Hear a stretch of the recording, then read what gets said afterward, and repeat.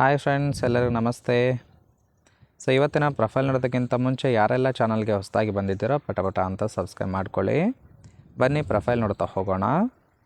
So ಇವರ ಹೆಸರು ಸಿಂಚನ ಅಂತೇಳ್ಬಿಟ್ಟು, ವಯಸ್ಸು 26 ವರ್ಷ ಕಂಪ್ಲೀಟ್ ಆಗಿದೆ.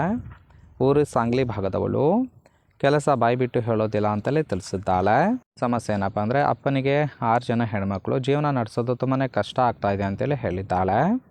ವಾಸ ಇರೋದು ರೆಡ್ ಲೈಟ್ ಏರಿಯಾದಲ್ಲಿ ವಾಸ ಇದ್ದೇನೆ ಅಂತೇಳಿ ಹೇಳಿದ್ದಾಳೆ.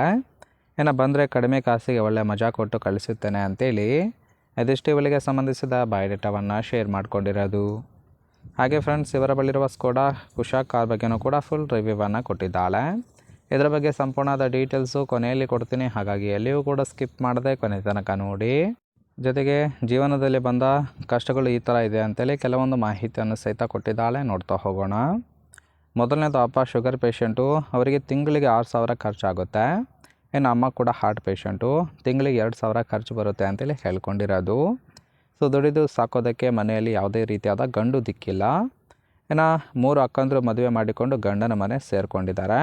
ಸೊ ನಾನೇ ಚಿಕ್ಕವಳು, ಜವಾಬ್ದಾರಿ ಜಾಸ್ತಿ, ಹಾಗಾಗಿ ಈ ಒಂದು ಕೆಲಸಕ್ಕೆ ಇಳಿದಿದ್ದೇನೆ ಅಂತೇಳಿ ಮಾಹಿತಿಯನ್ನು ಕೊಟ್ಟಿದ್ದಾಳೆ. ಸೊ ಇದಿಷ್ಟು ಕೂಡ ಇವರ ಜೀವನದಲ್ಲಿ ಅನುಭವಿಸಿರ್ತಕ್ಕಂತಹ ಕೆಲವೊಂದು ಕಷ್ಟಗಳ ಬಗ್ಗೆ ಇನ್ಫಾರ್ಮೇಷನ್ ಕೊಟ್ಟಿರೋದು. ನೋಡಿ, ಕೇವಲ ಇಂಟ್ರೆಸ್ಟ್ ಇದ್ದವರು ಮಾತ್ರ ಸಂಬಂಧವನ್ನು ಬೆಳೆಸಿ. ಇನ್ನು ಈ ಥರ ಗಂಡು ಬಂದರೆ ಬೇಜಾನ್ ಸುಖವನ್ನು ಕೊಡ್ತೀನಿ ಅಂತೇಳಿ ಸದ್ಯಕ್ಕೆ ಬೇಕಾಗಿರುವ ಗಂಡಿನ ಗುಣಗಳ ಬಗ್ಗೆನೂ ಕೂಡ ಮಾಹಿತಿಯನ್ನು ಕೊಟ್ಟಿದ್ದಾಳೆ. ಫಸ್ಟ್ ಒನ್ನು, ಮುದುಕ ಇದ್ರೂ ಸಹಿತ ಓಕೆ, ಆದರೆ ಮೋಸ ಮಾಡುವ ಮನೋಭಾವ ಇರಬಾರ್ದು.